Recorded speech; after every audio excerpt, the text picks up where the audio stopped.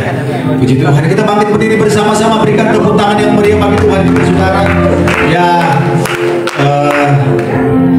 saya selalu mengapresiasi karena penciptanya ada, jadi saya akan menyanyikan lagu-lagu biasa. Saya besar dari lagu dia ya. Kayak saya bilang lagu ini ada beberapa lagu yang menghantar kita kepada pertobatan. Amin. Boleh berikan tepuk tangan yang meriah bagi Tuhan kita saudara. Jonathan Prawira, hari ini hari yang telah dijadikan Tuhan. Mari kita bersukaria.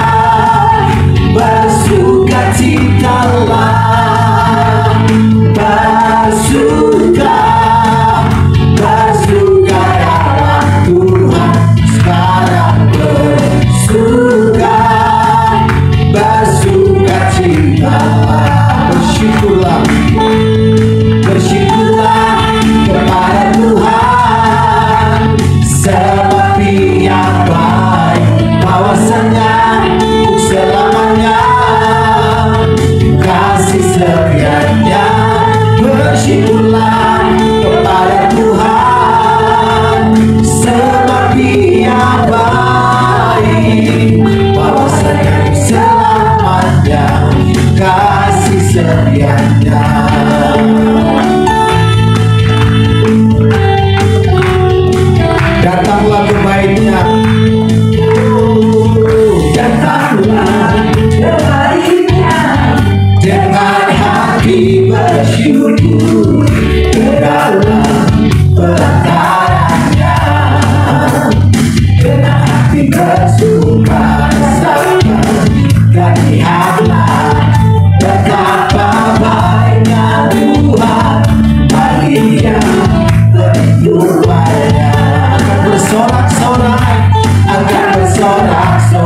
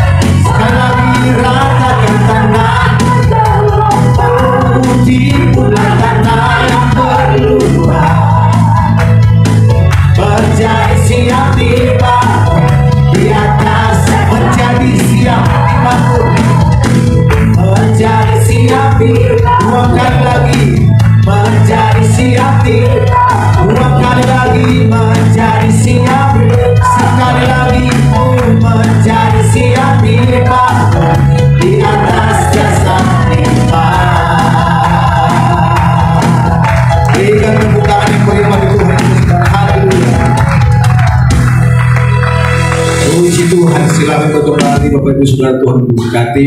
Berikan sekali lagi tepuk tangan bagi Tuhan Ibu Saudara. Kalau lagu ini, kalau Anda pernah nonton sinetron, ya ini lagu semua agama kayaknya doyan banget ya. Sehingga ringtone dulu ya. Yang punya Nokia dulu ada. Nah itu lagu itu. Nah, dan sinetronnya Kristiani tapi dibungkus begitu rupa sehingga bisa memenangkan banyak orang lewat pujian. Bukan dengan barang yang fana, bukan dengan barang fana, Kau membayar dosaku dengan darah yang mahal, tiada noda dan celah. Bukan dengan emas perak Kau menebus diriku, oleh segenap kasih dan pengorbananmu, ku telah mati dan tinggalkan cara hidupku yang lama. Semuanya sia-sia dan tak berarti lagi. Hidup ini ku letakkan pada mesbah-Mu ya Tuhan. Jadilah padaku seperti yang Kau ingini. Bukan dengan barang fana, bukan dengan barang fana,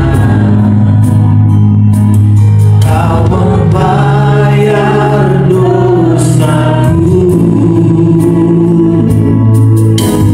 dengan darah yang mahal, tiada noda dan celah.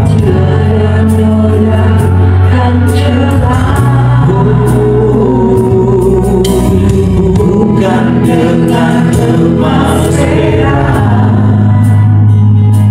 Kau menebus diriku, oleh segenap kasih, oleh segenap kasih dan pengorbananmu di kayu salib.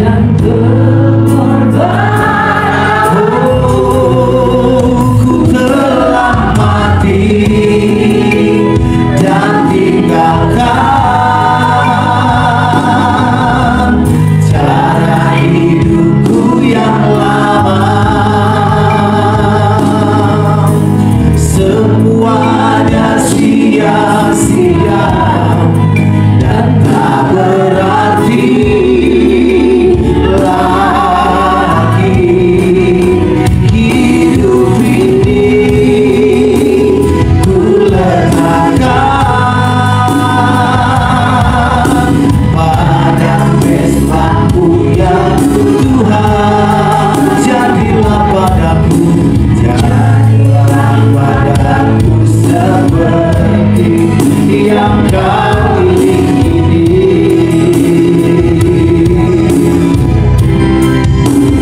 Telah mati dan tinggalkan cara hidupku yang lama. Semuanya sia-sia dan tak berarti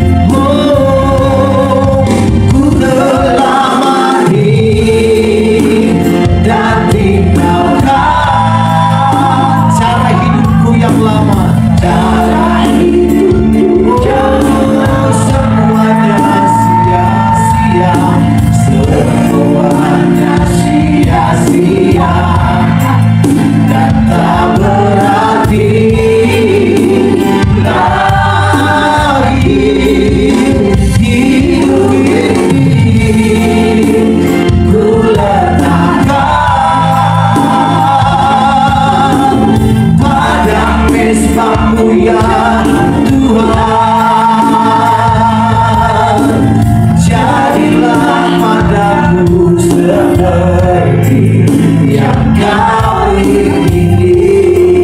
Berikan tepuk tangan bagi Tuhan kita, saudara. Tinggikan dirimu mengatasi langit, kebesaran-Mu Tuhan mengatasi bumi, mengatasi bumi. Tinggikan dirimu Tuhan mengatasi langit, kemuliaan-Mu, kemuliaan-Mu Tuhan. Oh, mengatasi.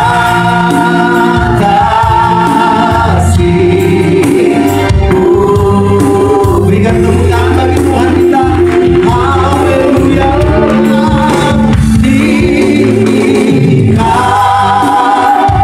dirimu, oh, mengatasi langit, kebesaran-Mu, kebesaran-Mu Tuhan. Oh, mengatasi bumi, tinggikan dirimu ya Tuhan, mengatasi langit, kemuliaan-Mu, kemuliaan-Mu,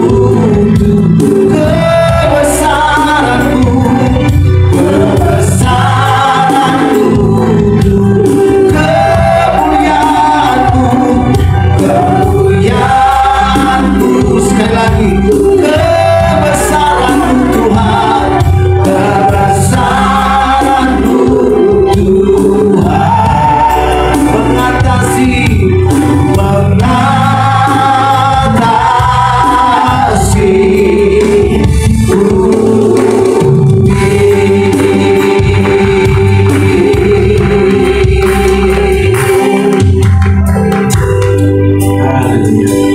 Sebelum kita duduk kembali dan mendengarkan firman Tuhan, dengarkan dulu profetik yang satu ini. Rahel frustasi karena Rahel melihat Lea selalu melahirkan anak demi anak, tahun demi tahun. Sedangkan Rahel kelihatannya ditutup kandungannya dan tidak melahirkan sama sekali. Tapi tanpa Rahel sadar, ketika ia melahirkan waktunya, ia melahirkan bukan anak yang biasa-biasa, tetapi anak yang kelak menjadi seorang perdana menteri besar di negeri asing yang namanya adalah Yusuf. Apa artinya?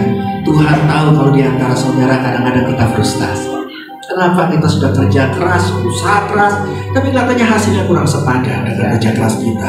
Saudara sudah berdoa dengan keras, berdoa puasa, kelihatannya kok nggak dijawab-jawab doamu. Tetapi ketahuilah, kalau Tuhan minta saudara menunggu, penantianmu tidak sia-sia. Hasil doamu bukan biasa-biasa, hasil panggilanmu bukan sia-sia, hasil kerja kerasmu bukan hasil yang biasa-biasa, tapi hasilnya luar biasa. Haleluya. Dengan hati yang beriman, mari kita bahas pesan Tuhan yang sesi kedua, yaitu mengenai hati yang merespon bagaimana supaya percepatan rencana Tuhan terjadi dalam hidup kita. Tadi kita sudah bicara soal hati dan saya juga sempat bicara soal pesan Tuhan di balik lagu. Nah, kalau lagu soal hati, saya lagu ini saudara-saudara minta F. Ini sudah kenal dah. Kalau tadi lagu baru, sekarang lagu lama. Ini lengkap sudah ya. Ada perjanjian baru, ada perjanjian lama, ini lagu baru lebih lama. Saya mungkin kenal gini. Tadi nggak dinyanyikan soalnya. Nanti WA dia buat saya untuk nyanyikan ya. Tuhan inilah yang ku tahu, Kau mengenal hatiku jauh melebihi semua yang terdekat, segala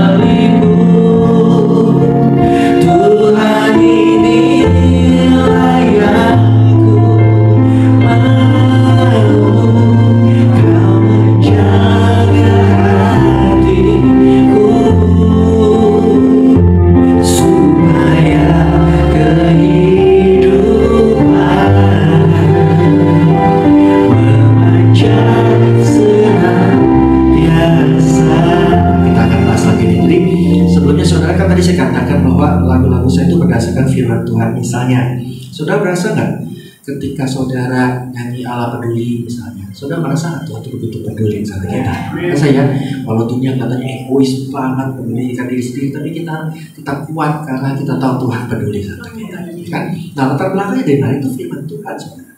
Jadi, itu berdasarkan dari kisah Yesus ketika Yesus di perahu bersama dengan murid-muridnya waktu terjadi badai.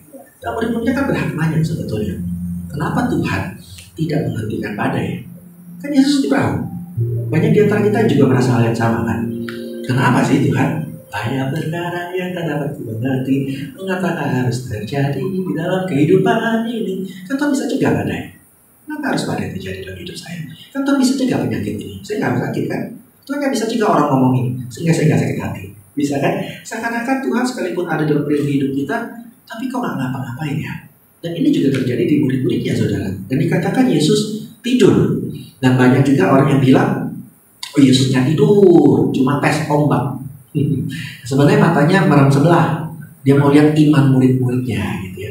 Tapi kalau saya percaya sih kalau Yesus tidur beneran, karena kan dia dalam tubuh manusia dan manusia bisa capek, betul nggak saudara? Kalau saya Yesus kita aja habis kerja pulang-pulang rasanya udah pengen tepar aja, tiduran aja, kalau nggak lihat handphone dulu, ya kan, betul.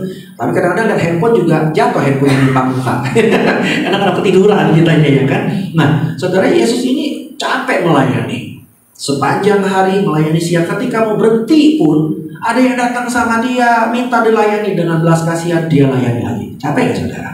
Capek kan? Makanya bisa tidur kok. Dan setelah tidur begitu, rasanya kalau kita lagi tidur, seorang bangunin, pengen dibangunin cara enak atau cara enak? Kalau bisa nggak dua-duanya, nggak dibangunin sama sekali, betul nggak saudara, ya kan? Tapi kalaupun harus bangunin, ya minimal cara enak lah. Saudara tahu nggak, ketika Yesus dibangunkan lagi tidur, itu caranya nggak enak.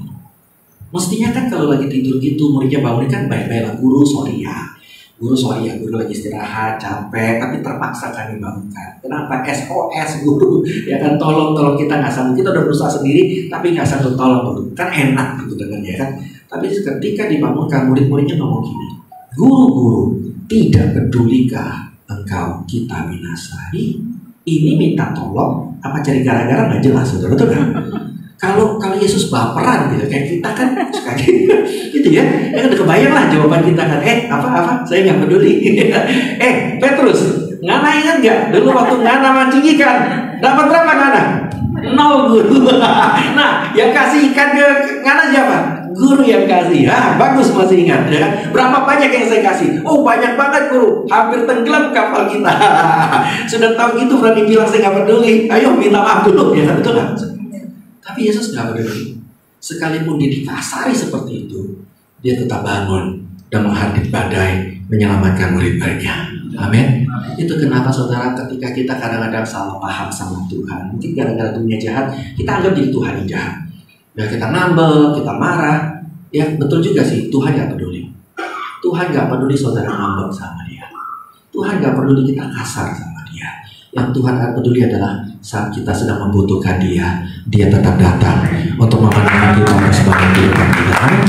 Jadi ketika saudara nyanyi itu tanpa sadar, saudara perkatakan firman dan itu terjadi dalam hidupmu. Itulah kuasa dalam pujian. Jadi kalau orang nanya saya, apa sih kuasa dalam pujian? Sederhana buat saya, firman Tuhan. Tanpa sadar saudara memperkatakan firman, dan Tuhan berkata apa? Manusia hidup bukan dari roti saja, tapi dari apa? Setiap firman yang keluar dari mulut Allah. Ya kan, jadi firman yang diperintahkan Tuhan tidak akan kembali dengan sia-sia. Logos itu jadi rema yang terjadi dalam hidupmu karena engkau perkatakan.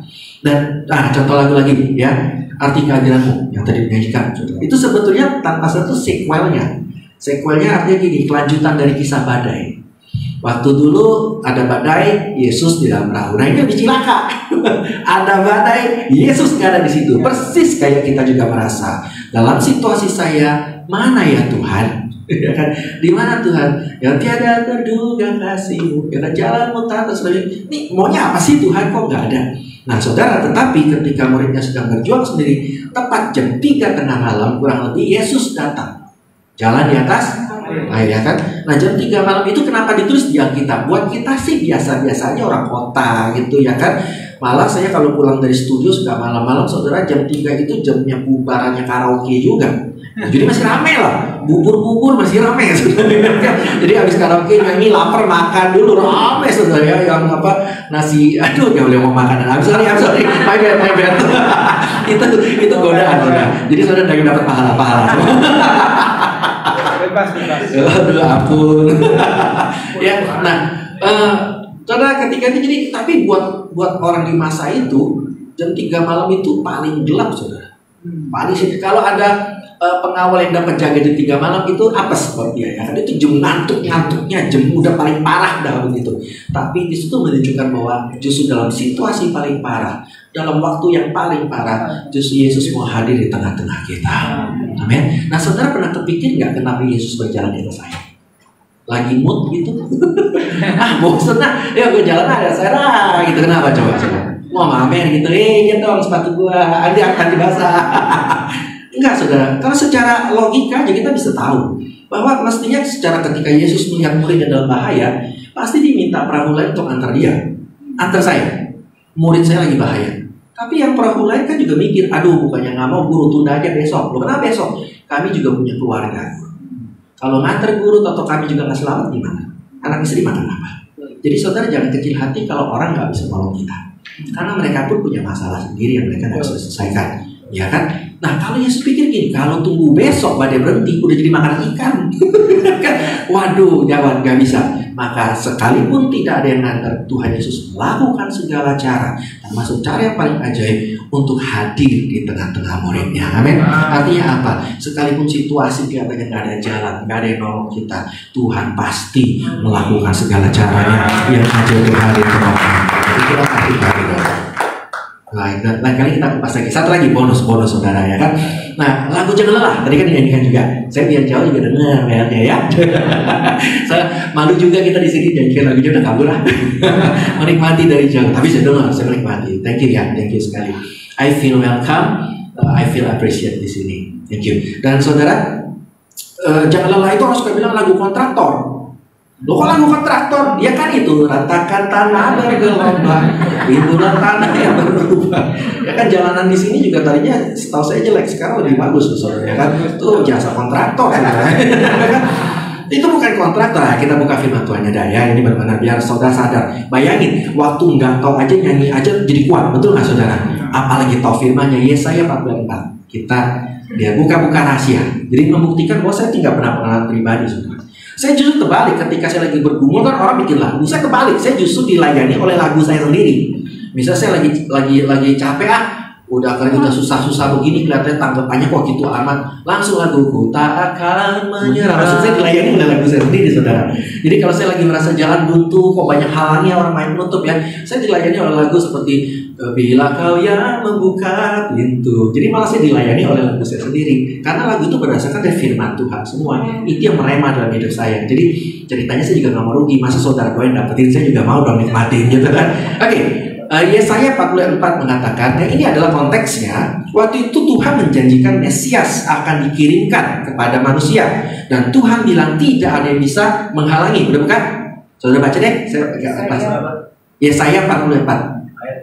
Yesaya 40 ayat 4. Ya. Kalau masih sama, siapa tahu harganya bernaik. Cari selamat kalau salah ingat. Ini ilmu berkhotbah tingkat tinggi, sudah tingkat jalan. Di STT nggak diajarin. Ya, Yesaya 40 ayat 4. 40. Ini udah naik harganya. Diskon dulu, diskon. Yesaya 40 ayat 4. Tapi bagusnya deh 41 tadi, sama kayak Mazmur 1. Wah, itu tanda Tuhan. Oke, setiap lembah harus ditutup dan setiap gunung dan bukit diratakan. Tanah yang berbukit-bukit harus menjadi tanah yang rata, untuk nggak dibilang di aspal, saudara. Dan tanah yang berlekuk-lekuk menjadi dataran, untuk nggak dibilang di beton. Benar-benar Tuhan kita kontraktor, saudara. Nah, jadi di sini kenapa Tuhan bilang ini? Artinya tidak ada satupun penghalang yang bisa menghalangi Tuhan mengirimkan Mesias buat kita. Nah, ketika saudara jangan lelah, terus saudara berkatakan tanah bergerak, tanpa sadar saudara, Tuhan itu mengirimkan janji kemenangan buat kita. Maka setiap gunung yang menghalangi gunung persoalan, Tuhan ratakan. Setiap lembah pencobaan, Tuhan ratakan. Sehingga kemenangan pasti terjadi.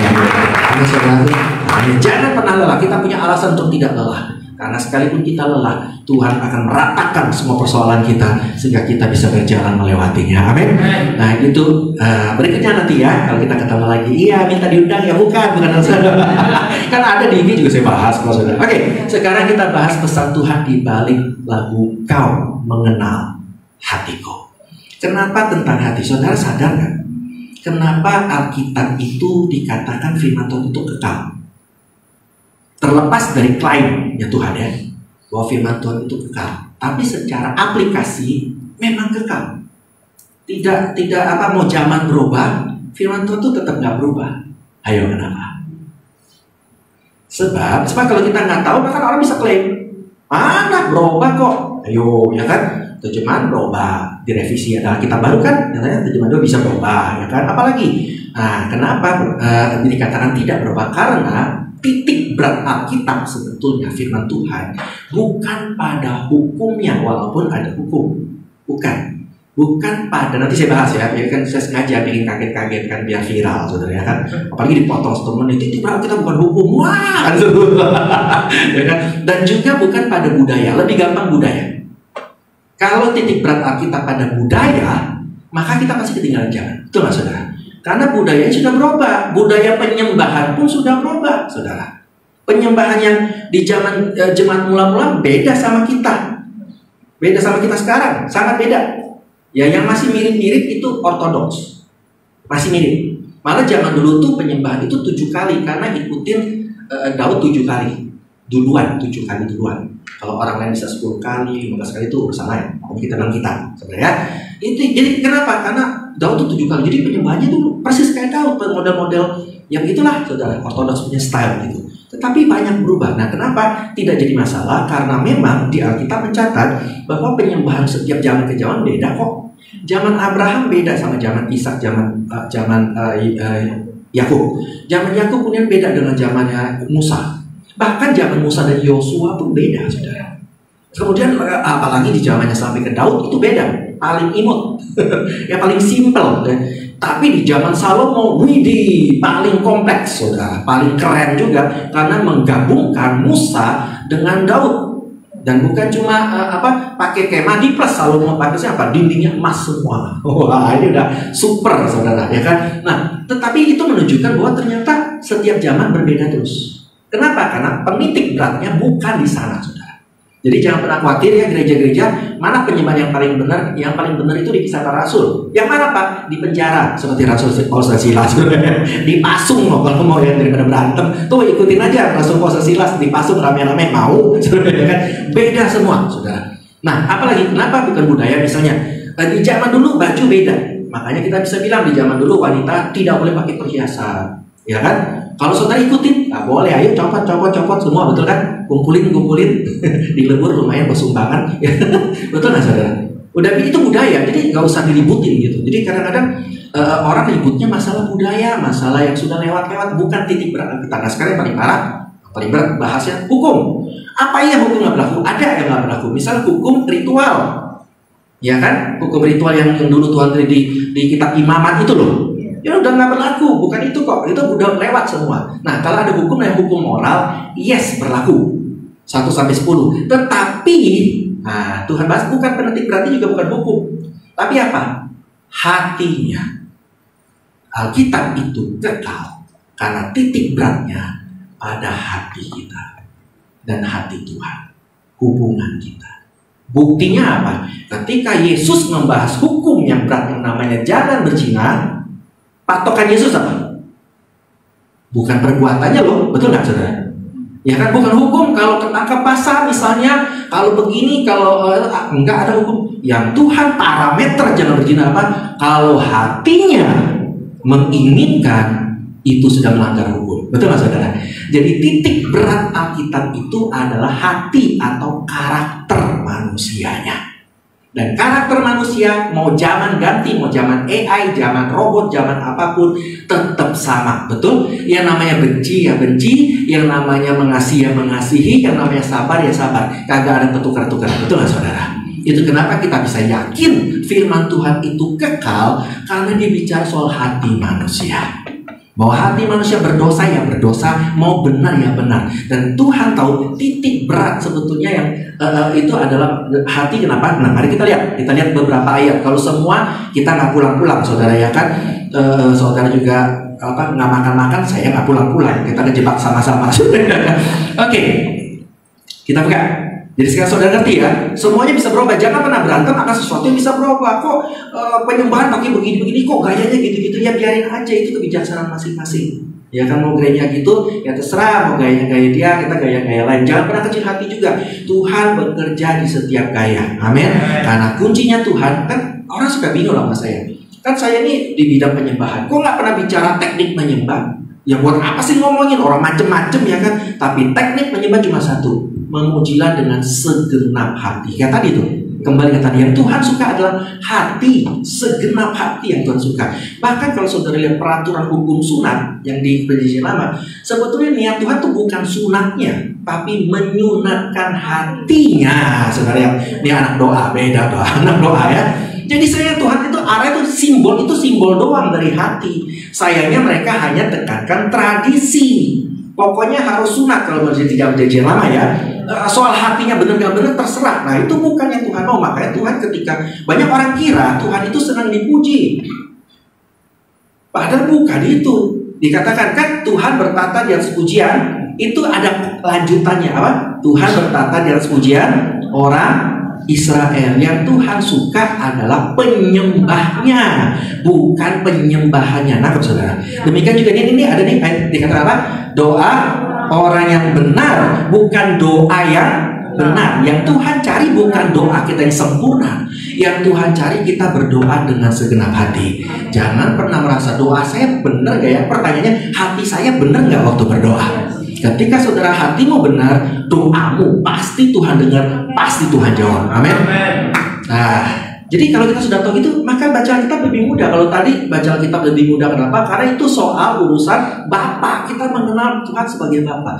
Kedua, sekarang bacaan kita tuh untuk kita tahu hati kita, Tuhan mau hati kita seperti apa. Jadi kita nggak akan ribut soal boleh nggak makan babi, boleh nggak minum teh. Sekarang masalah hatimu aja. Boleh nggak ngerokok? Kalau secara hukum berantem loh kita bisa, betul nggak? Mana ayatnya nggak boleh ngerokok? Ayo, buat saya pernah sederhana. Lihat hatinya Tuhan deh. Tuhan mau hati Bapak mau anaknya sehat atau enggak? Jujur aja, kalau kita bapak yang perokok, terus lihat anak kita ngerokok kecil-kecil, kita bilang hebat. Siapa dulu bapaknya? Yuk kita ngerokok sama-sama gitu, saudara. Yang ada kita nasihatin. Nah, kalau papa sih udah telanjur, betul nggak? Kamu jangan ikut-ikutan lah, nggak sehat lah, kita aja tahu, betul nggak saudara? Sederhana. Banyak pertanyaan bisa dijawab kalau kita kenal hati Tuhan sebagai Bapa. Dan bukan soal hukum, soal hati. Makanya Paulus bilang segala sesuatu boleh, tapi nggak segala sesuatu baik. Segala sesuatu boleh, tapi nggak segala sesuatu membangun. Jadi pertanyaannya orang Kristen mestinya kalau sekarang bukan lagi soal boleh nggak boleh, boleh nggak makan. Tujuannya apa? Nah, makan ini sehat nggak? Nggak sehat, lalu tahu. Beres kan? Tapi nggak tahan, nyicip-nyicip, ya udah bilang aja nggak tahan, susah amat sih, ya kan? Daripada melarang-larang malah nggak tahan. Nah itu contohnya boleh nggak boleh itu sudah. Nah kalau kita sudah tahu hati, itu mudah sekadar. Mari kita buka ya, buktinya ya. Kita biasa buka Mazmur dulu, Mazmur. Nanti saya buka ayat yang lain juga. Dari Yesus kan sudah tadi kan. Soal hati. Ketika Yesus dipuji, Tuhan bilang apa? Aku nggak suka puji-pujiannya. Kenapa? Mulutnya memuliakan aku, tapi hatinya menjauh daripadaku. Sekali lagi yang Tuhan cari hati, ya. Oke, jadi jangan, ini kabar berita buat yang nyanyi aja lah suaranya. Jadi kalau ada yang meledek suara kita, hei yang Tuhan cari hati saya kok. Masalah buat lo gitu ya. Tapi kalau soal pelayanan beda dong ya, saudara. Itu beda urapan ya, jangan dipaksain ya kan. Mungkin urapannya memang berdoa, yang bukan urapannya memuji ya ngapain paksain memuji kan gitu. Itu pelayanan. Oke, Mazmur 39. Ini kalau biarlah berakhir kejahatan orang fasik, tetapi apa? Teguhkanlah orang yang benar, engkau apa? Yang menguji hati dan batin orang yang Allah yang adil. Kita buka sekarang Yeremia. Ini Daud ngomong dan Yeremia teguhkan dari suara Tuhan langsung. Makanya saya katakan Daud itu bukan menciptakan lagu, bukan. Daud itu bermazmur, pemazmur. Dia menyampaikan pesan Tuhan lewat lagunya, saudara. Itu yang saya belajar dari Daud, menyampaikan pesan Tuhan lewat lagu. Jadi, tapi di gereja nggak ada sih jabatan pemazmur ya. Malah ya saya suka cari tahu sih, ada nggak sih? Kalau ada saya mau dong daftar sih. Belum ada, saudara. Kita doain biar ada. Saya titip doa ya, biar ada ya. Jadi kalau saya dapat gelar pemazmur, saya tahu ini pasti saudara yang doain, saudara. Oke, Yeremia 17 ayat 10. Ini meneguhkan yang tadi. Tapi Yeremia menyampaikan langsung secara verbal, bukan lewat lagu. Aku Tuhan, Yeremia 17:10, yang apa? Menyelidiki hati, yang menguji batin, untuk apa? Memberi balasan kepada setiap orang setimpal dengan tingkah lakunya, setimpal dengan hasil perbuatannya. Jadi yang Tuhan nilai untuk membalaskan kita juga bukan soal taburan loh. Soalnya kalau kita menabur dengan hati yang munafik, cuma mau cari nama, Tuhan bilang nggak hitung. Yang Tuhan lihat hati kita. Jadi bukan soal seberapa banyak taburanmu, jangan diributkan lagi. Soal menabur buat gereja aja diributin, heran sih ya kan? Itu kan hal yang baik, kenapa sih mesti berantemin gitu ya kan? Pakai ayat lagi berantemnya ya kan? Enggak, Tuhan mah senang aja saudara kasih berapa, mau 10, 20, 30 terserah. Yang penting hatimu sukacita melakukannya. Kan beres saudara ya kan? Hati kok itu urusannya. Oke. Wahyu 2 ayat 23. Ini keras nih. Dan anak-anaknya, maksudnya yang kefasikan, akan kumatikan dan semua orang jemaat akan mengetahui bahwa akulah yang menguji batin dan hati orang, dan bahwa aku akan membalaskan kepada kamu setiap orang menurut perbuatannya. Makanya saudara jangan serem juga ketika dikatakan Tuhan tidak akan mengenal, ya kan? Yang anak tapi aku kan bernubuat pengusir setan, tapi Tuhan bilang apa? Aku tidak mengenal kamu, kenyahlah sekalian apa? Pembuat kejahatan. Jadi jangan kita ikut kena mental saudara, karena yang Tuhan lihat hati kita. Jadi sebetulnya kalau saudara tahu itu, saudara akan tenang oleh ayat itu. Kenapa Tuhan ngomong itu? Karena Tuhan mau kuatkan hati kita, anak-anaknya yang tulus setia. Kadang-kadang kita capek lihat para munafik itu, nggak saudara? Kesel kan? Akhirnya kepengaruh kan? Males kan? Nah, jangan males lagi. Tuhan bilang kalau dia berbuat jahat hatinya, aku pasti nggak kenal dia. Itu bukan buat kita ayatnya. Ayatnya adalah supaya menguatkan kita. Ketulusanmu tidak sia-sia, ketaatanmu tidak sia-sia, doamu tidak sia-sia, karena Tuhan berkata. Asik kan Alkitab itu? Makanya kadang-kadang saya ini bersyukur ya. Saya lumayan sukses dulu jadi guru privat matematik, fisika, kimia. Wih, buat SMA. Kenapa? Karena saya bukan mengajarkan metodenya doang gitu. Oh, begini. Tapi saya mengajarkan supaya cara meresponi matematik dengan benar. Jadi tahu fungsinya apa, tujuannya apa. Tujuannya apa saya belajar matematik? Nah, biar kamu tuh gak dibegoin orang. Langsung, wih, ada saya, siapa yang mau dibegoin, betul. Nah, demikian juga kita saya kayak gitu. Saya bukan mengajarkan cuma isinya, tapi bagaimana cara kita meresponinya gitu. Supaya saudara ketika baca Alkitab nanti, saudara akan makin tertarik.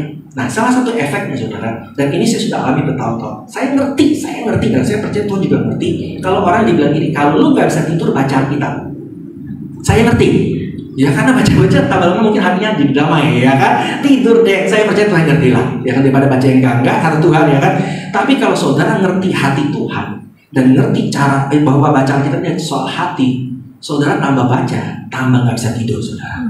Menyala soalnya itu, bergairah kasih Tuhan, oh Tuhan begitu sayang sama saya. Saudara baca Kejadian 1 ayat 1 kan selama ini seperti apa sih? Kayak Tuhan pamer kuasa doang kan? Ya kan? Pada mulanya apa? Allah menciptakan langit dan bumi. Tapi kalau kita baca sebagai hati Bapa, pertanyaannya adalah Tuhan ciptakan buat siapa? Buat saya. Gile ya, langit dan bumi yang ribet aja Tuhan ciptakan buat saya. Apalagi kemenangan, apalagi berkat, Tuhan pasti sediakan segalanya buat kita. Kalau baca hati dulu, nggak bakal tidur. Saya sampai terpaksa kalau mau itu saya minta Tuhan, aku nggak mikirin firman dulu ya. Kenapa? Pengen tidur tuh. Kalau nggak sampai pagi begadang ya kan. Mungkinnya bengap sih, hatinya sih menyala-nyala, mungkinnya bengkak. Oke, nah sekarang hari ini saya mau bahas hati yang seperti apa. Jadi saya ngambil semua, kalau semua kebanyakan, tapi 5 aja. Moga-moga pun 5 keburu. Hati yang Tuhan mau ada di hati kita. Kenapa? Karena Tuhan ketika menyelidiki hati kita, Tuhan itu sekali lagi bukan Tuhan yang ini salah, ini benar, nggak beres, nggak benar, bukan. Tujuan Tuhan menyelidiki hati kita untuk memperbaiki di mana yang salah. Amin. Kenapa Tuhan mau dalam kita? Bukan untuk menghakimi kita, tapi justru hatimu yang rusak, serahin ke Tuhan. Tuhan ganti dengan yang baru. Hatimu yang hancur, serahin ke Tuhan. Tuhan salep, Tuhan balut, Tuhan nanti lem, Tuhan pakai apa? Dipatri supaya tidak ada lagi yang bisa menghancurkan hatimu. Banyak orang nggak sadar hal itu, sehingga semakin hatinya merasa nggak layak, makin hancur, makin nggak kasih ke Tuhan.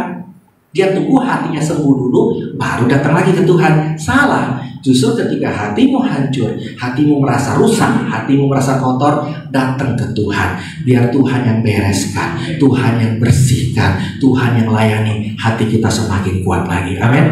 Jadi sebetulnya umat Tuhan itu jangan sampai ke pemulihan doang, tapi harus dipertangguh, diperkuat, saudaraku. Oke, kita baca sekarang. Nah, ini kita baca satu ayat lagi, Yesaya sekarang, tentang hati terus. Jadi saudara makin mantap.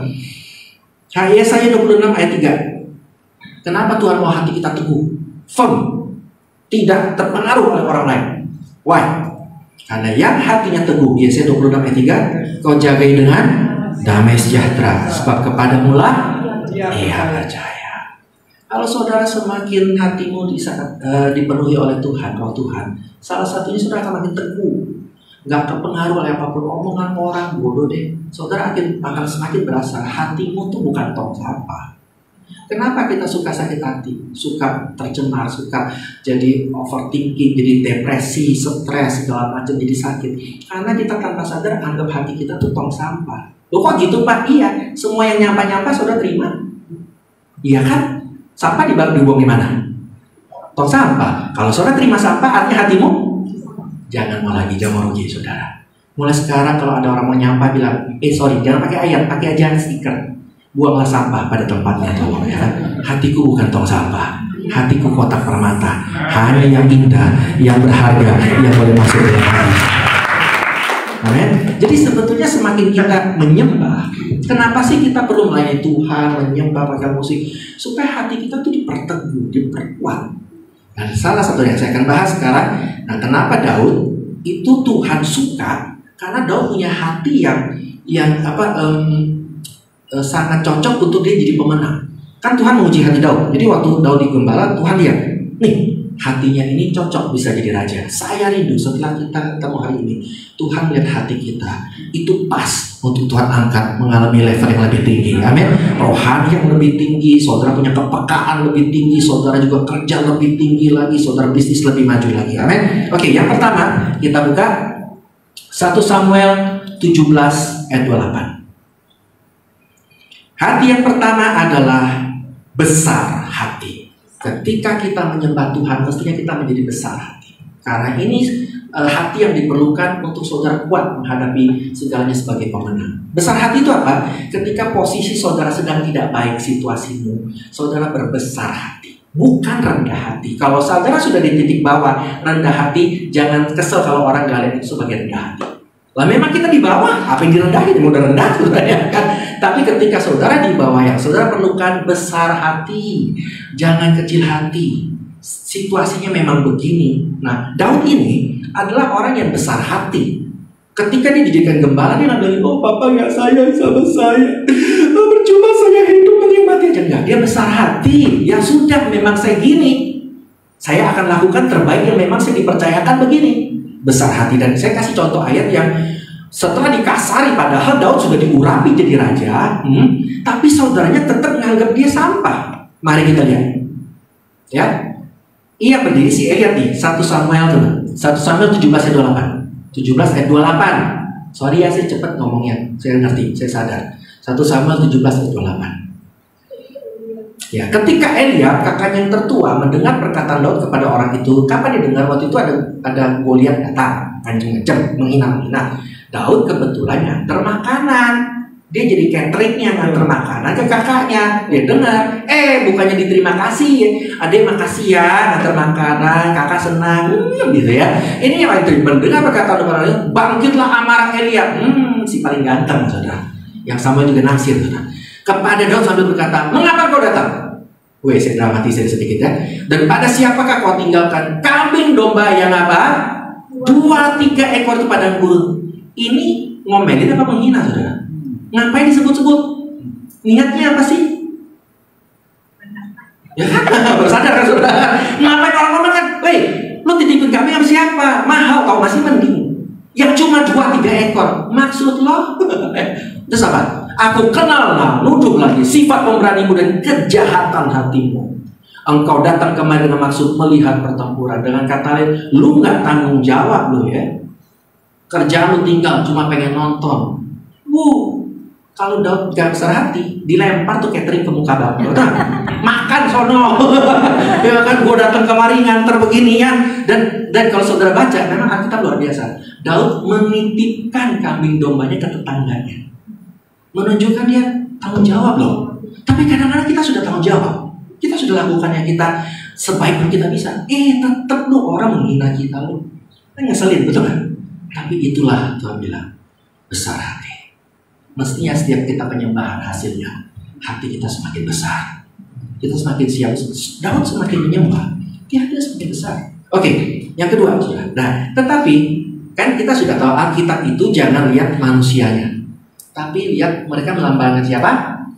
Yesus di Perjanjian Baru. Hati Yesus juga besar.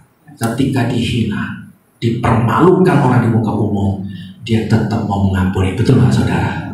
Dia besar hati. Lihat Yesus, saudara.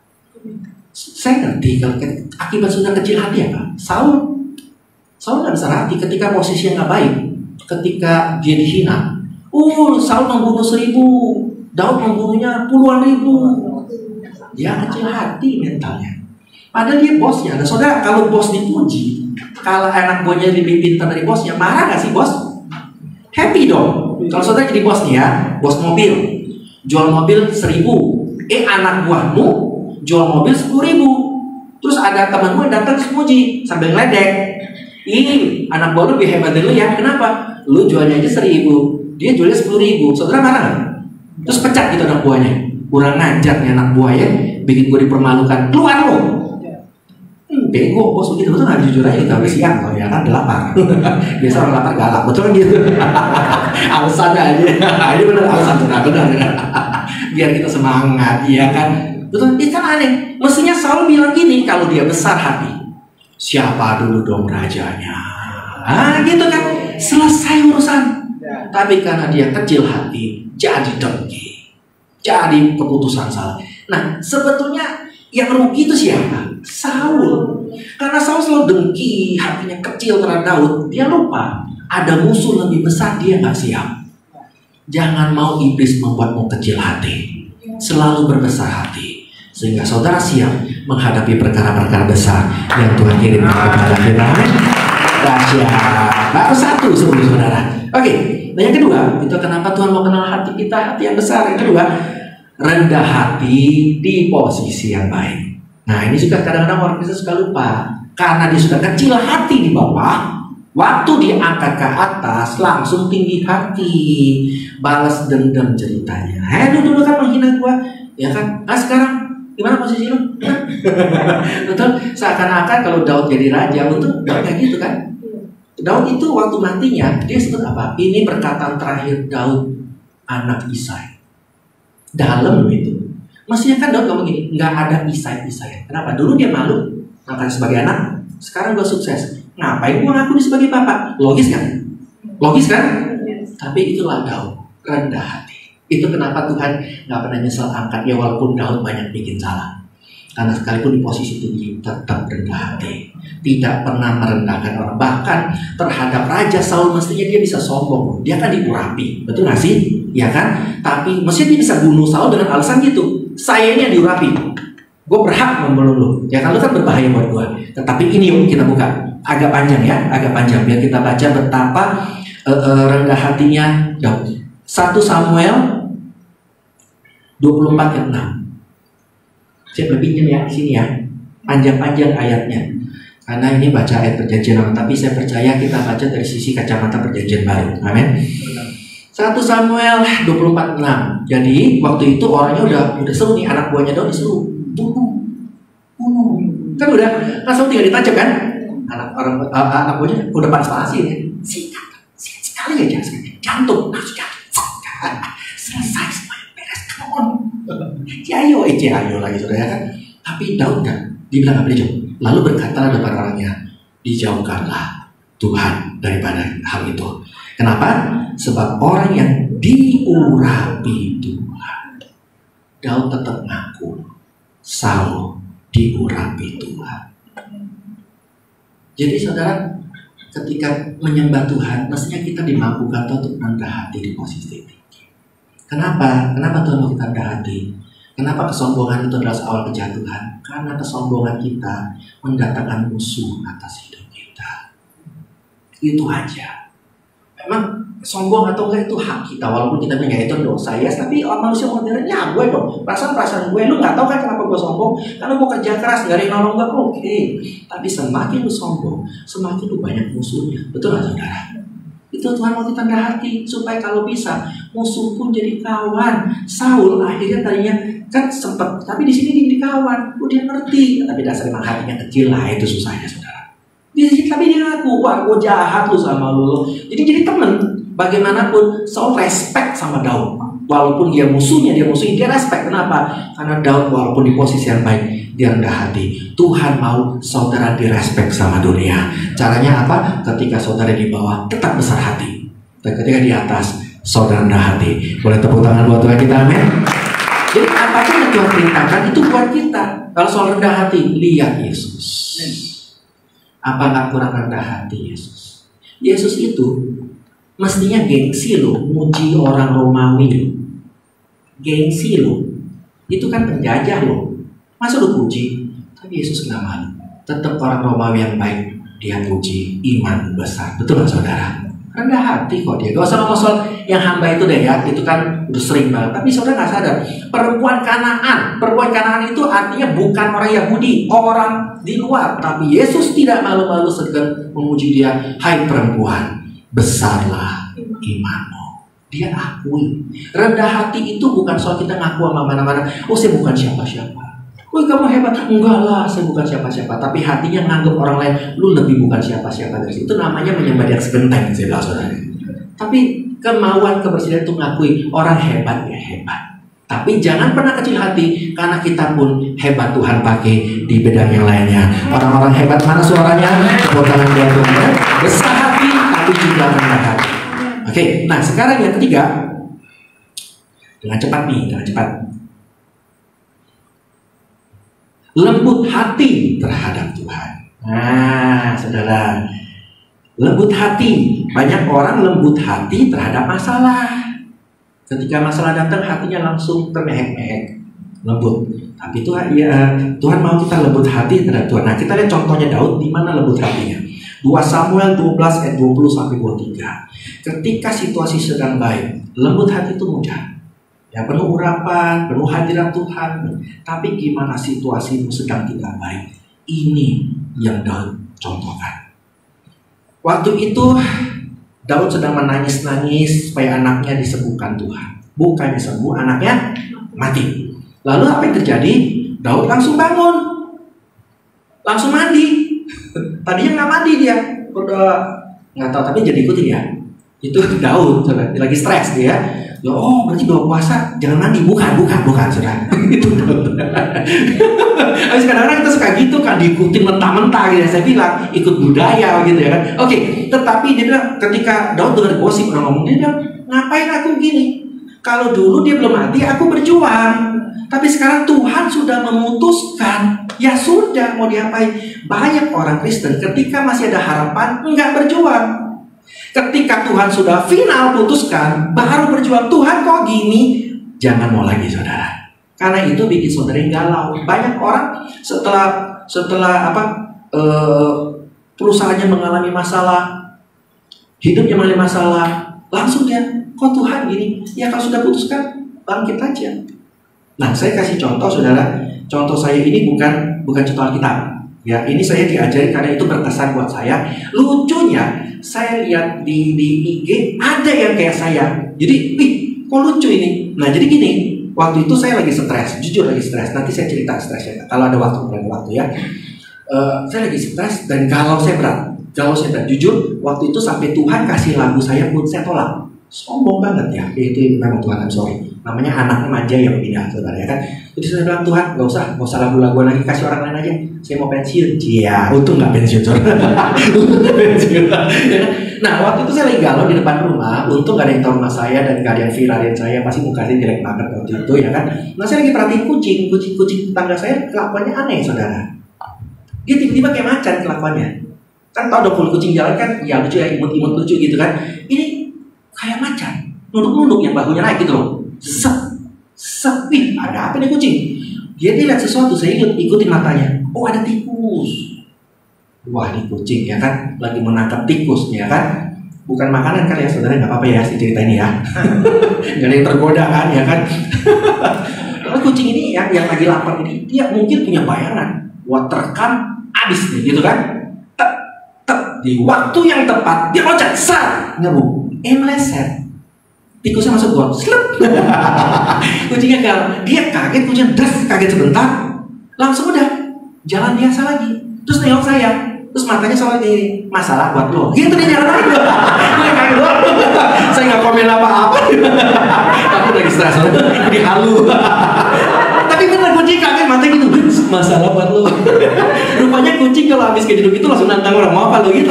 Jadi saya lihat dia lagi kucing nabrak tembok, terus kita dipelototin kameranya.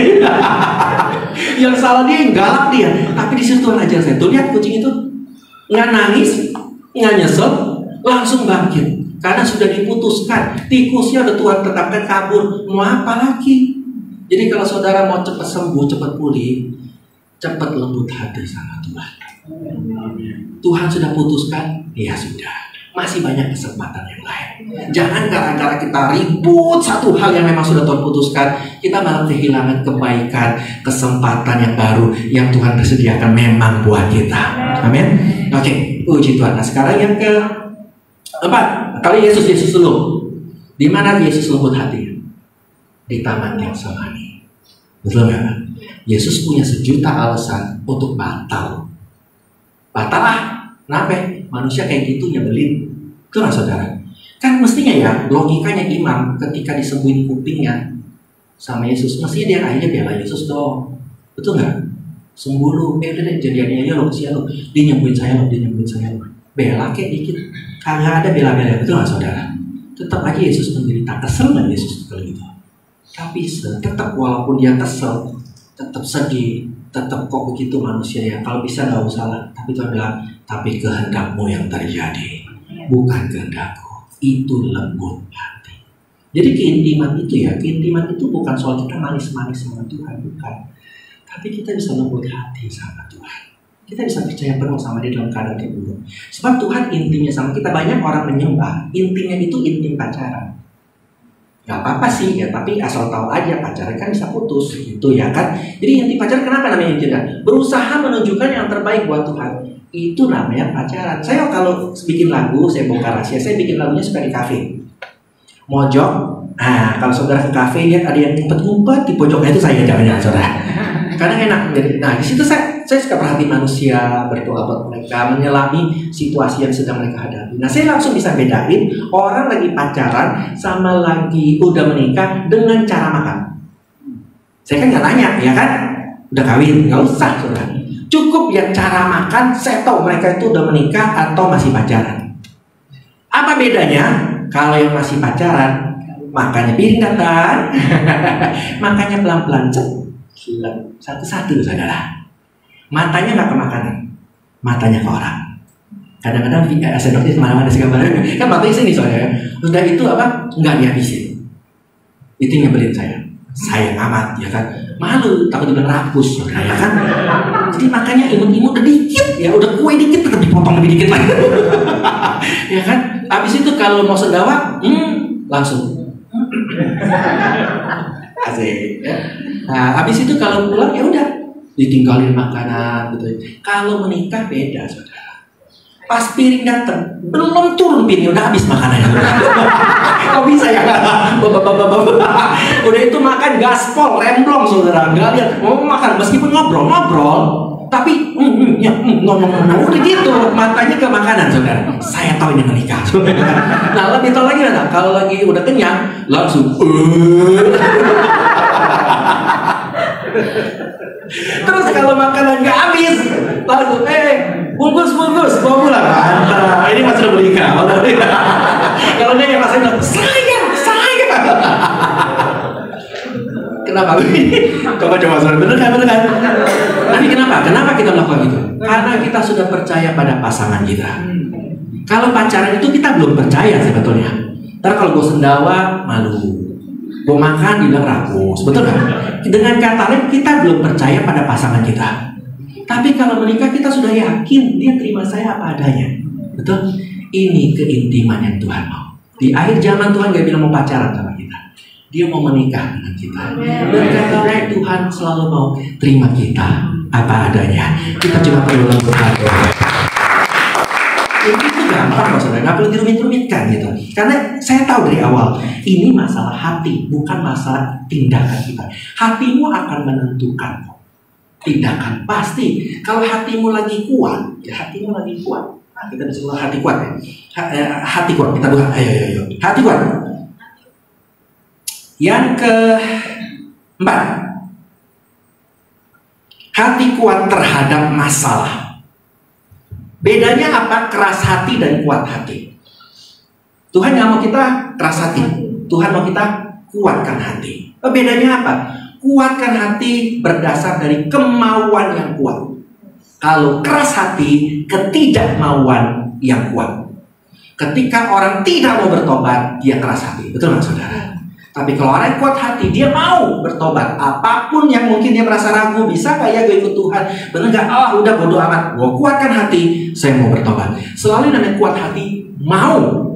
Tapi keras hati, tidak mau. Nah, jadi saudara bisa bedakan ya. Dengan cara gampang, yuk kita buka. Kuat hati terhadap masalah. 1 Samuel 36.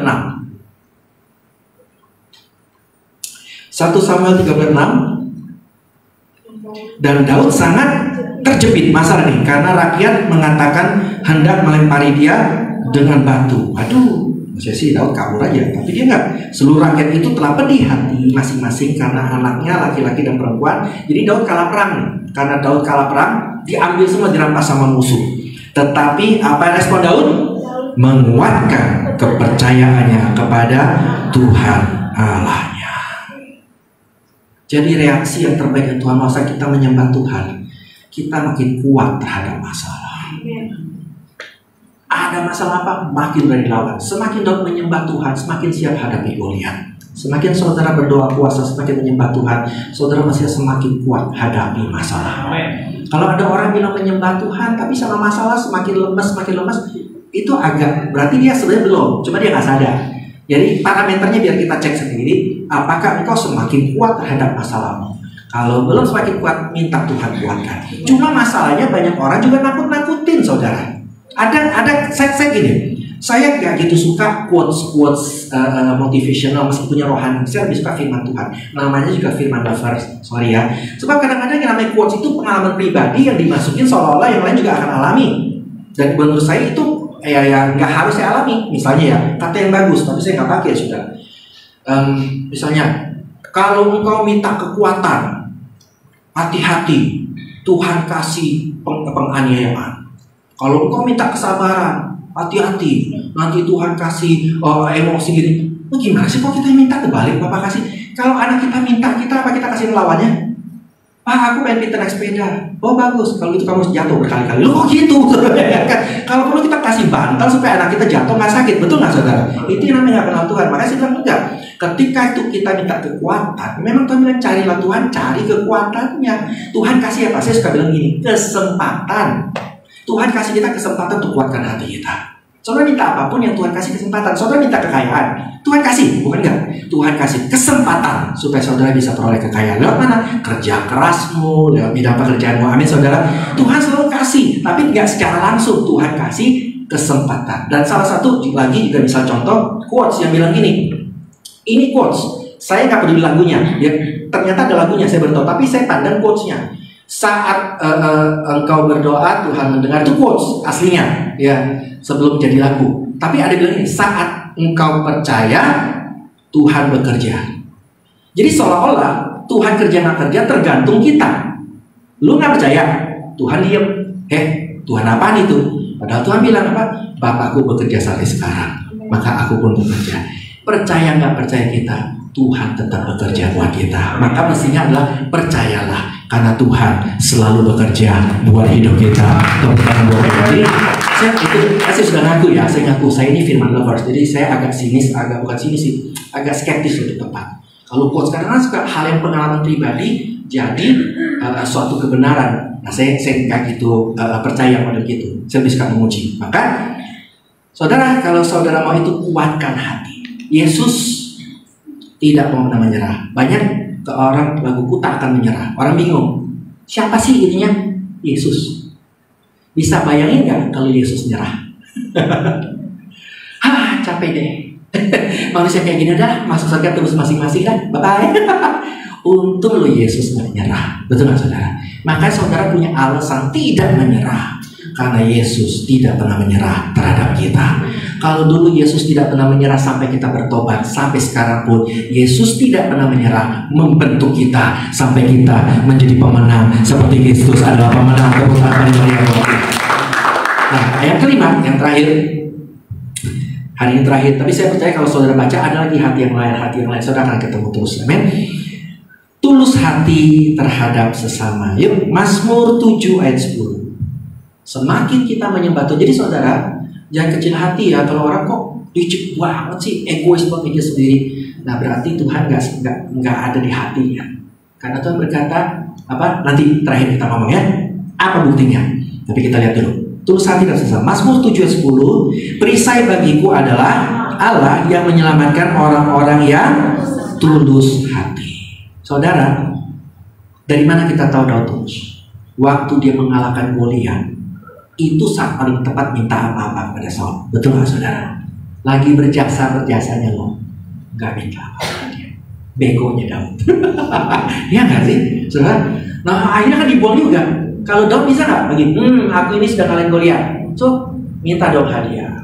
Oh enggak, Daud tulus mengalahkan, membela bangsanya. Walaupun akhirnya jelek, tapi toh Tuhan yang bela dia.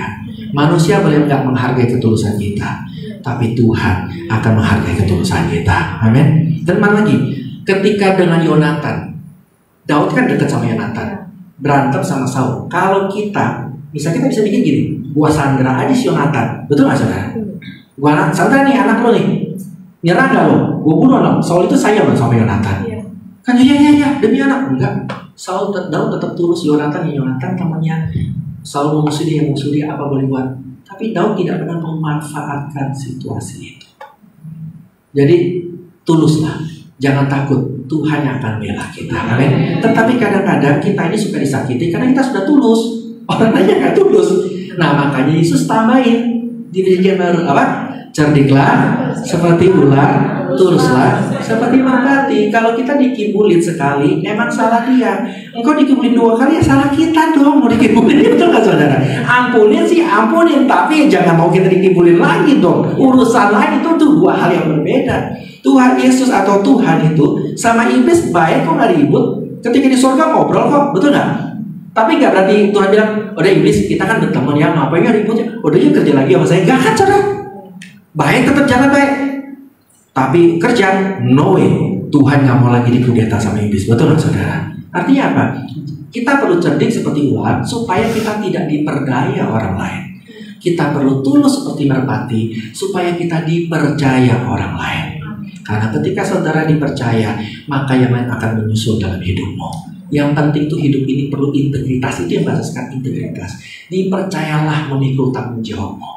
Orang hargai nggak hargai, Tuhan bisa datangkan penghargaan dari manapun. Selama kita tulus melakukan bagian kita, Tuhan akan jadi perisai. Dia akan memberkati kita. Yang ngerti tepuk tangan buat Tuhan. Haleluya. Dan itu kenapa kita tahu Yesus tulus buat kita. Kalau Yesus nggak tulus, dia juga hitung-hitungan. Tapi Yesus sebetulnya hitung-hitungan sama kita. Asik. Demonnya apa Jonathan jadi gara-gara?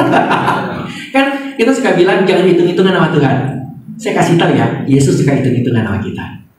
Cuma kalau kita berani coba-coba hitung-hitungan sama Tuhan, sebetulnya kita yang rugi. Karena Yesus tuh suka transaksi sama kita. Apa transaksinya? Di Yesaya pernah bilang apa? Marilah berperkara kepadaku. Transaksi toh? Dosamu yang seperti apa? Merah seperti kain kirmisi, aku gantikan ubah jadi seputih salju. Transaksi Tuhan apa? Dia mau tukar dengan saudara. Hal yang jelek darimu, kasih dia. Dia mau kasih hal yang baik buatmu. Marilah kepadaku semua yang letih dan berberat, aku akan memberikan keberkahan kepadamu. Saudara kasih stresmu sama Tuhan. Saudara kasih keselnya saat ini sama Tuhan. Nanti Tuhan gantikan dengan kelegaan, dengan sukacita yang baru. Bukankah Tuhan kalau transaksi sama Tuhan pasti selalu menguntungkan kita, tidak pernah menguntungkan Tuhan. Tepuk tangan lu buat Tuhan. Transaksi ini apa? Dia menggantikan kain kabung menjadi perhiasan, ratapan menjadi tarian, keluh kesah menjadi nyanyian. Tuhan itu rugi loh sama kita. Dia tulus sama kita. Jadi saudara jangan pernah ragu datang sama Tuhan. Jangan gara-gara dunia saudara tinggalkan Tuhan. Mana ada lagi sih Tuhan yang mau rugi sama kita selain Tuhan Yesus? Ya kan? Yang lain banyak untung. Saudara doanya harus melakukan ini, saudara pun harus itu. Tuhan enggak. Sebelum saudara melakukan, dia sudah lebih dulu melakukan buat kita. Oke, nah apa saya katakan tadi ya? Yohanes 7 ayat 38. Ini kenapa banyak orang juga bingung, karena ayat sebetulnya kan jagalah hatimu dengan segala kewaspadaan, maka dari sanalah akan terpancar kehidupannya. Harus jaga hati siapa? Kita. Kok saya bilang Tuhan inilah yang ku mau kau menjaga hatiku, karena saya bacanya dari perjanjian baru. Di perjanjian lama Tuhan minta kuduskanlah dirimu. Yang harus kuduskan diri siapa? Tapi di perjanjian baru siapa yang kuduskan kita? Nangkep ya sekarang ya. Jadi lagu itu kata-katanya karena saya pandang itu dari segi sudah perjanjian baru, kasih karunia Tuhan, bukan lagi hukum Taurat. Oke, kita lihat. Barang siapa percaya kepadaku, seperti yang dikatakan oleh kitab suci, dari dalam hatinya akan mengalir aliran-aliran air hidup. Bagaimana cara supaya hati kita terjaga? Gak bisa kita lakukan sendiri. Pasti nggak bisa, capek. Bisa sih, tapi capek, frustasi, kesel. Tapi percaya pada Tuhan. Semakin saudara percaya sama Tuhan, hatimu akan semakin jernih. Kebanyakan kita stres karena kita kurang percaya sama Tuhan. Kita khawatir kenapa? Kita kurang percaya sama Tuhan. Jadi itu cuma parameter, saudara. Jadi khawatir itu perasaan, itu alarm. Kalau kita nggak ada rasa khawatir, saudara, kita jadi nggak tahu kita sudah percaya sama Tuhan atau enggak. Tapi kalau hal-hal saudara khawatir, katanya gini, Tuhan sanggup nggak ya kasih makanan ke saya? Tuhan sanggup nggak ya jaga ini buat saya? Kalau kita betul-betul percaya, kita nggak akan khawatir. Jadi saat saudara khawatir, itu tandanya saudara perlu percayakan hal itu pada Tuhan. Amin. Sebab ketika Tuhan bilang jangan khawatir, bukan cuma ngomong. Jangan khawatir apa yang kamu makan. Tapi Tuhan tindakannya apa? Roti mana dia kasih kok. Betul? Jangan khawatir apa yang kamu minum. Air dari batu karang kok. Jangan khawatir akan tubuhmu. Tuhan nyembuhin kok. Jangan khawatir akan pakaianmu. Sepanjang umat Israel di padang gurun, bajunya nggak ada yang rusak, semua terpelihara kok. Jadi ketika Tuhan bilang jangan khawatir, itu ada alasan yang jelas. Karena aku mampu. Oh, bukan cuma mampu ya. Aku tahu, aku mau, aku mampu mengalih segalanya bagi kita. Haleluya. Mari kita berdiri sama-sama. Saya berdoa dan bersyukur. Saya mau saudara mengalami punya hati pemenang. Saudara mengalami kemenangan. Tapi yang lebih mau saudara tahu sekarang, saudara serahkan hati kita buat Tuhan. Biar Tuhan yang jaga, Tuhan bersihkan, Tuhan pulihkan, tapi Tuhan juga modifikasi, Tuhan upgrade jadi lebih kuat, lebih tangguh, lebih bijak, lebih gak terpengaruh. Saudara jadi fokus melakukan apa yang mestinya saudara lakukan dan menerima upah lebih cepat. Rencana Tuhan terjadi atas hidupmu. Seperti Daud, Tuhan gaspol dan Daud terus ngebut. Umur 30 tahun dia sudah jadi raja sampai seumur hidupnya. Tuhan selalu mempercepat rencananya buatmu. Hal yang menghalangi bukan Tuhan, kita belum siap. Tapi hari ini saya berdoa kita dipersiapkan Tuhan. Apapun yang gak berkenan buat kita, relakan, lepaskan, kasih Tuhan. Tuhan gantikan. Mungkin kebiasaan buruk kita rasakan gak bisa lepaskan, kasih ke Tuhan kebiasaan buruk kita.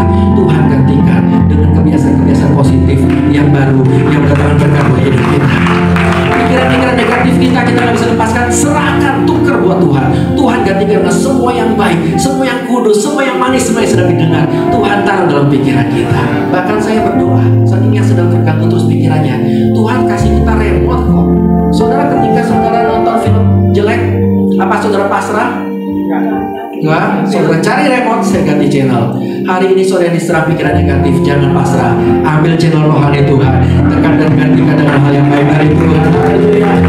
Tuhan inilah yang aku tahu, Kau mengenal hatiku, jauh melebihi semua yang terdekat sekalipun. Tuhan inilah yang ku mau. Kau menjaga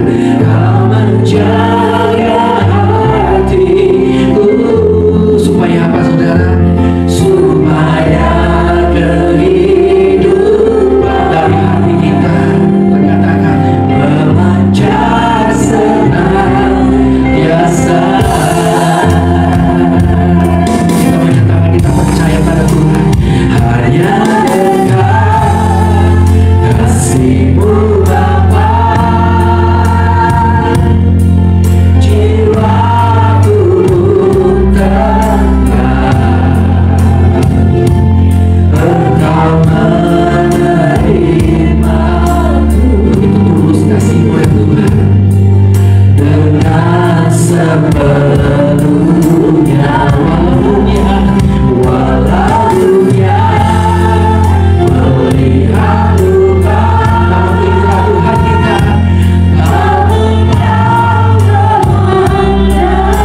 Amin Tuhan. Sampai ke dalam mana hatimu, sebab itu kami bisa percaya pada Tuhan. Tuhan inilah yang ku tahu, Kau mengenal hatiku, namun Kau tetap mengasihiku, jauh melebihi semua yang terdekat sekalipun. Tuhan inilah yang ku mau. Kau menjaga hatiku. Katakan firman Tuhan, supaya kehidupan memancar senantiasa. Tuhan inilah yang ku tahu. Banyak yang kami tidak tahu Tuhan, tapi yang kami tahu Tuhan Kau kenal hatiku, namun Kau tetap mengasihiku, jauh melebihi semua. Terima kasih Tuhan yang terdekat sekalipun. Tuhan inilah yang ku. Seringkali kami tidak menjaga hati, namun Kau memutuskan agar sanggup jaga. Perbaiki hati kami, sembuhkan dunia, supaya kehidupan memancar senantiasa. Supaya kehidupan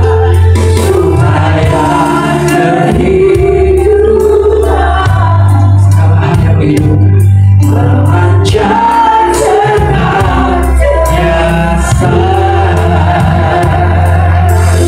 Haleluya. Saudara tahu kenapa Tuhan mau kita berdoa puasa? Supaya dagingmu dilemahkan dan hatimu disiapkan. Engkau semakin siap menerima perkara-perkara yang baru, yang besar, yang ajaib dari Tuhan. Engkau sudah siap dapat good problem, bukan bad problem. Problem-problem yang memang menanti di setiap kemajuan-kemajuanmu. Sekarang kau siap, karena sekarang kedaginganmu tidak lagi menghalangimu. Kedaginganmu dilemahkan oleh Tuhan, tapi rohmu diperkuat. Makanya Kudus yang sedang Tuhan persiapkan menguasai hati hari ini. Yuk kita kembali izinkan Tuhan mengenal siapa kita. Buka hatimu buat Tuhan, sangat terbuka ya. Izinkan Dia melihat segala kekuranganmu. Tuhan bisa pilih kok tinggal di gunung, tinggal di bait suci Salomo, tinggal di tapi Tuhan izinkan bait sucinya dihancurkan. Kenapa? Yang Tuhan pilih sebagai bait sucinya adalah hati kita. Hati kita yang kotor pun Tuhan mau kok tinggal di sana. Kenapa? Karena Dia sangat mengasihi kita. Tuhan menunjukkan bahwa Dia terima engkau apa adanya. Sebab itu yuk percayai kasih-Nya. Percayai, jangan ragu-ragu lagi. Percaya kuasa-Nya, jangan ragu-ragu lagi. Semakin kau percaya kepadanya, hatimu bukan saja semakin disehatkan, dikuatkan, tapi memancar melaluimu. Ketika kau berbicara, kau akan melihat kasih. Ketika kau bertindak, kau akan melihat kuasa Tuhan bekerja melalui hidupmu. Ini yang saya percaya, ini yang saya praktekkan, supaya setiap lagu yang keluar menjadi orang akan melihat kuasa Tuhan, kasih Tuhan melalui lagu tersebut. Setiap kali saya membagikan firman Tuhan, orang melihat Tuhan Yesus bekerja lewat firman Tuhan tersebut. Bukan cuma teori, bukan cuma pengetahuan, tapi hatimu dibenarkan kembali kepada Tuhan. Ketika hatimu diperkuat, disehatkan, maka percayalah hidupmu pasti berubah. Kebiasaanmu berubah, pola pikirmu berubah menjadi semakin efektif, siap mendatangkan berkat, siap mengalami mujizat dalam kehidupanmu. Terima kasih Tuhan, hamba-Mu selesai berbicara, Roh Kudus supaya berbicara, hamba-Mu bersyukur dan berdoa. Setiap taburan waktu yang jemaat-jemaat di doa puasa Ester ini taburkan akan menuai berlipat kali ganda. Bukan tuaian biasa-biasa, tapi luar biasa, seperti Rahel alami jawaban anak yang luar biasa. Dan hamba-Mu meneguhkan setiap firman yang keluar menjadi firman yang meneguhkan, firman yang menguatkan, firman yang menghiburkan, firman yang mencerahkan, mengubahkan, mendatangkan hikmat, berkat, mujizat, bahkan kemenangan dalam hidup Tuhan. Oh, haleluya. Mari saudara diberkati oleh firman Tuhan hari ini, kita angkat hati kita kepada Tuhan. Hati yang sudah dibersihkan, hati yang disegarkan, yang baru mandi hadirat Tuhan, mandi oleh firman Tuhan, yang sedang terjadi segala cemar-cemar sedang Tuhan singkirkan, Tuhan siram dengan air hidupnya. Yuk kita angkat hati dan pandang wajahmu kepada Yesus, sumber segala kebaikan, dan angkat kedua tanganmu sungguh-sungguh kepada Tuhan sebagai bukti imanmu. Sekalipun dunia lepas tangan, sekalipun masalah memaksamu angkat tangan menyerah, tetapi ketika engkau angkat tangan menyembah Tuhan, Tuhan pasti turun tangan menolong engkau. Penyertaan Tuhan sempurna atas roh, jiwa, dan tubuhmu, atas keluargamu, anak cucumu, atas pekerjaan dan usahamu, atas setiap pelayananmu, apapun yang kau kerjakan, dimanapun kau mengerjakannya, kapanpun kau mengerjakannya, dengan berkat-berkat baru dari Allah Bapa yang berlimpah-limpah, dengan kasih karunia dan mujizat-mujizat baru dari Yesus yang tidak berkesudahan, dengan hikmat-hikmat baru dan pimpinan tuntunan Roh Kudus yang menyertaimu, sehingga engkau menjadi pemenang di muka bumi ini dan hidup kekal di sorga selama-lamanya. Yang percaya kita katakan, silakan duduk. Terima kasih atas waktunya, atas kesabarannya, atas setiap firman Tuhan disampaikan. Saya cuma bisa memberi yang terbaik yang saya rasa Tuhan berikan melalui saya. Kiranya pertemuan kita menjadi manfaat, dan sampai ketemu lagi. Dan sebentar itu yuk kita join di IG, join di Facebook, di medsos, dimanapun, supaya saudara terus terima firman kemenangan seperti tadi, profetik kemenangan yang menguatkanmu dalam pelayanmu dan kesesakanmu, pergumulanmu, perjuanganmu, sampai saudara mengalami kemenangan baru dari Tuhan. Tuhan Yesus memberkati semua. Haleluya. Tuhan berkati.